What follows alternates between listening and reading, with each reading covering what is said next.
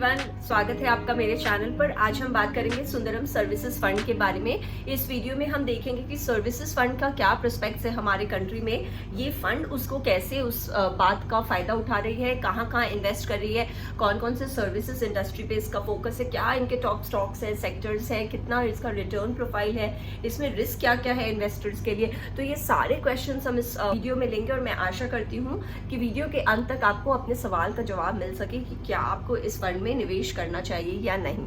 तो आइए शुरू करते हैं हम ये वीडियो। तो सुंदरम फाइनेंस एएमसी ज्यादा पॉपुलर एएमसी नहीं है, जी हाँ, ये सब्सिडरी है of Sundaram finance which is an NBFC based out of south India. तो ये साउथ इंडियन एक बैंक है जिनकी एक ये एएमसी है। कंपनी का जो कस्टमर बेस है वो है अराउंड 3.5 मिलियन कस्टमर्स और इनके जो एसेट अंडर मैनेजमेंट है वो मोर देन 45 बिलियन रुपीज है। तो जी हाँ, ये हो गया थोड़ा सुंदरम फाइनेंस के बैकग्राउंड के बारे में। तो इससे हमको ये समझ में आता है कि ये एक ट्रस्टवर्दी फर्म है। जी हाँ, 1996 में फाउंड हुआ था और इतने सालों से ऑपरेशनल है। साउथ इंडियन बैंक है और इसका जो कस्टमर बेस है वो भी काफ़ी डिसेंट है एट अराउंड 3.5 मिलियन और जो इनका AUM साइज है वो भी डिसेंट है 45 बिलियन रुपीस।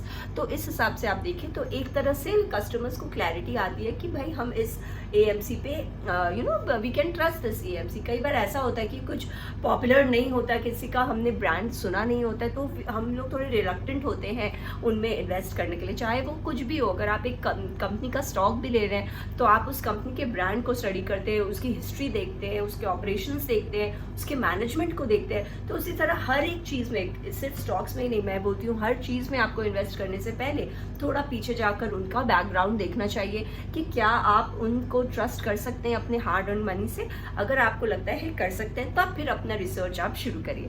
तो उस हिसाब से अगर हम देखें तो अगर हम सुंदरम सर्विसेज फंड के बारे में देखें तो जैसे नाम से समझ में आता है ये सर्विसेज फोकस म्यूचुअल फंड्स है। जी हाँ, एक बहुत ही इक्के दुक्के फंड्स है हमारे कंट्री में focusing on the services industry, जो कि काफ़ी बूमिंग इंडस्ट्री है हमारे कंट्री में। क्यों? क्योंकि इंडिया का जो लो कॉस्ट एम्प्लॉय बेस है, लेबर बेस है, उसके वजह से India is becoming one of top most countries to export such services out of the country. अगर आप देखें तो आज के दिन इंडिया का जो सर्विसेज इंडस्ट्री है उसका साइज है अराउंड $300 बिलियन, जो कि 42% के रेट में हर साल बढ़ते जा रहा है। और वर्ल्ड बैंक के स्टैटिस्टिक्स के हिसाब से आगे भी services industry is slated to reach at around $400 billion in 2024।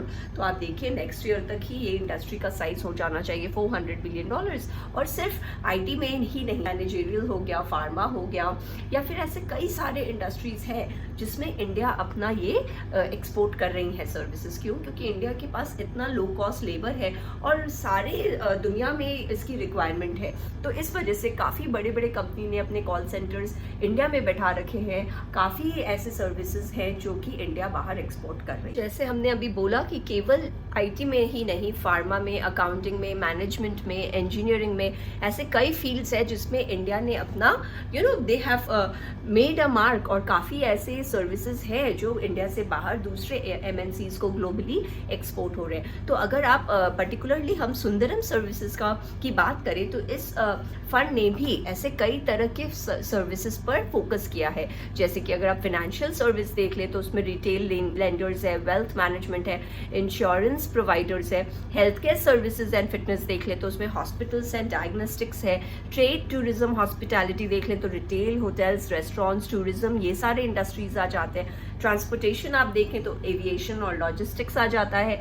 Business services में BPM सर्विसेज हैं, स्टाफिंग है, और फिर media, entertainment, gaming, telecom, data providing, इस टाइप के कई सारे सर्विस इंडस्ट्रीज है जिसमें कि ये फंड इन्वेस्ट कर रही है। तो काफ़ी डाइवर्सिफाइड है अगर हम देखें ये फंड का अप्रोच टुवर्ड्स सर्विसेज इंडस्ट्री। और याद रखें हमारे कंट्री में ऐसे ज़्यादा फंड्स नहीं हैं। तो सर्विसेज इंडस्ट्री में जो बूम हो रहा है, अगर आप उसको कैप्चर करना चाहते हैं तो आप इस फंड को देख सकते हैं। लेकिन उसके पहले हमको ये देखना चाहिए कि इस फंड के क्या क्या टॉप एलोकेशंस है, उसके रिटर्न्स कैसे है, उसके एक्सपेंस रेशियो वगैरह कैसे है, और भी जो डिफरेंट फीचर्स है वो हम इस वीडियो में आगे देखेंगे, so that you are able to make an inform decision कि क्या आपको इस फंड में इन्वेस्ट करना चाहिए या नहीं। आइए देखते हैं कि इस फंड के जो सेक्टोरल एलोकेशन और इनके जो टॉप होल्डिंग्स वगैरह हैं वो क्या क्या हैं और उसके क्या क्या वैल्यूज हैं। तो इस फंड में जो सर्विसेज के काफ़ी सारे होल्डिंग्स है इस फंड में। क्योंकि सर्विसेज एक काफ़ी ब्रॉड इंडस्ट्री है हमारे कंट्री में। तो सबसे पहले अगर हम देखें तो इस फंड का जो टॉप मोस्ट एलोकेशन है वो टुवर्ड्स फाइनेंशियल सेक्टर है, विच अकाउंट्स फॉर ऑलमोस्ट 40%। जी हाँ, 40% एलोकेशन इस फंड का फाइनेंशियल्स में है। उसके बाद सर्विसेज है, कम्युनिकेशंस है, टेक्नोलॉजी है और एनर्जी है। तो इस तरह से अगर हम देखें तो जो ये 5 सेक्टर्स है वो अराउंड 80% फॉर्म करते हैं इस टोटल फंड का। जो क्या है वो सब financial services, telecom, communication, technology, energy. तो इस टाइप के जो सेक्टर्स हैं वो इसके टॉप 5 होल्डिंग्स में आते हैं। अब हम देखते हैं स्टॉक्स क्या है। तो इस फंड की जो टोटल होल्डिंग्स है वो है अराउंड 45 to 50। जी हाँ, 45 से 50% ये फंड होल्ड करता है, जो कि बहुत ज़्यादा लगेगा अगर आप पहले सुने। लेकिन आप ये देखें कि सर्विसेज एक काफ़ी ब्रॉड इंडस्ट्री है। अगर आप जैसे कि हमारे यहाँ मैन्युफैक्चरिंग है, हर एक क्षेत्र मैन्युफैक्चरिंग है, हर एक क्षेत्र में सर्विसेज प्रोवाइडिंग भी है। तो उस हिसाब से आप देखें तो 45 से 50 स्टॉक्स ज़्यादा नहीं है when you see relative to the services industry in India. अब अगर आप देखें तो इसके जो टॉप 10 एलोकेशंस भी हैं इस फंड के, वो अराउंड कब करते हैं around 50% of the total value of the fund का वैल्यू है उसमें जो टॉप 10 स्टॉक्स है वो अराउंड 50% ऑक्यूपाई करते हैं फंड का वैल्यू। मगर जो इसकी डाइवर्सिफिकेशन है वो काफ़ी अच्छी है। क्यों? आप इसके टॉप 3 होल्डिंग्स देखिए, जैसे HDFC, ICICI और भारती।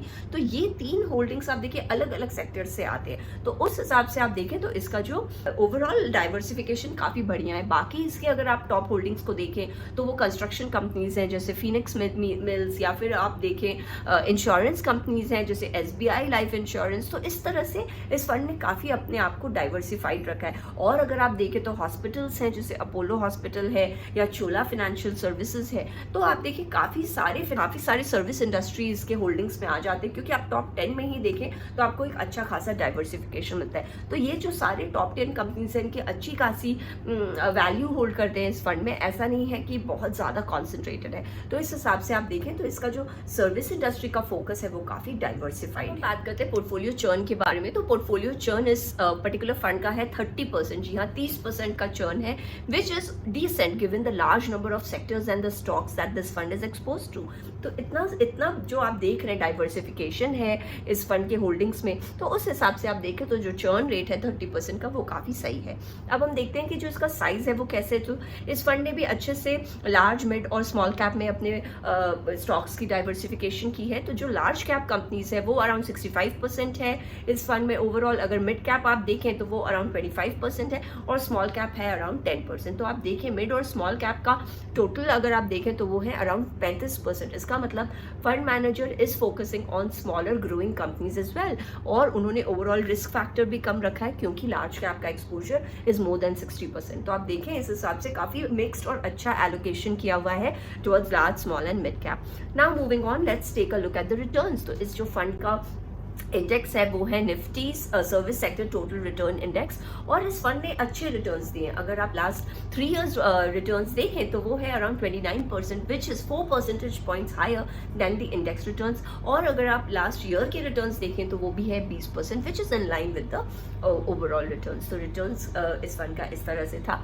बाकी अगर आप फीस देखें तो फीस जो अगर इनकी डायरेक्ट प्लान में आप देखें तो 0.78% है और अगर आप रेगुलर में देखें तो 1.97% है। तो इस तरह से आप देखें तो फीस थोड़ा मुझे हायर लगता है। वाई? बिकॉज क्योंकि काफ़ी जो ओल्ड म्यूचुअल फंड हाउसेज है उनका इसी टाइप से they are structured in the way. तो इस हिसाब से आप देखें तो थोड़ा हायर है when you compare it to the normal new age funds age of today. लेकिन ये पुराना होकर आप इसको ये एक you can give them a benefit of doubt कि इनका जो फीस है वो थोड़ा ऑन दी हायर साइड है। बाकी इनका AUM size is neither very large not very small at around 2600 CR। मैं बस यही बोलना चाहूँगी कि ये फंड अगर आप सर्विसेज इंडस्ट्री के लिए ढूंढ रहे हैं कोई पर्टिकुलर, क्योंकि सर्विस इंडस्ट्री इंडिया में काफ़ी ग्रोइंग इंडस्ट्री है और आगे जाके भी इसमें बूम होगा given the low cost labour base in our country. तो इस एडवांटेज की वजह से हमारे जो देश का एक्सपोर्ट है of services will be on a boom.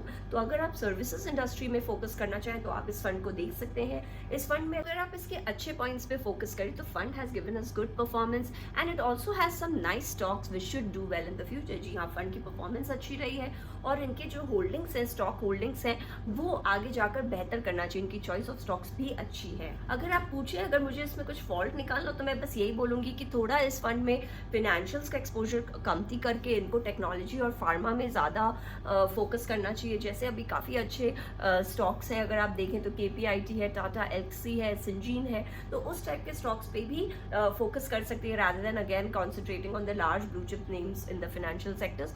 और अगर आप देखें तो थोड़ा अगर चाहें तो इनका एक्सपेंस रेशियो थोड़ा हायर साइड में, तो वो फीस अगर थोड़ा कम हो जाए given the large AUM size तो वो बेटर होगा इन्वेस्टर्स के लिए। बाकी अगर आप देखें तो given the boom in the services industry this is a good fund to go for. So that was all from my side. I hope you like my video पसंद आए तो वीडियो को लाइक करें, चैनल को subscribe करें, दोबारा जरूर से आए। I hope to see you again. Subscribe करने के लिए नीचे जो ग्रीन ग्लो फ्लैश हो रहा है आप उस पर क्लिक कर सकते हैं, so you will easily become my subscriber. और भी मैंने ऐसे फंड्स पे रिव्यूज किए, अगर आप इंटरेस्टेड हो तो आप ऊपर देख सकते हैं, link is flashing on the screen. So I hope to see you again. Thanks and have a nice day.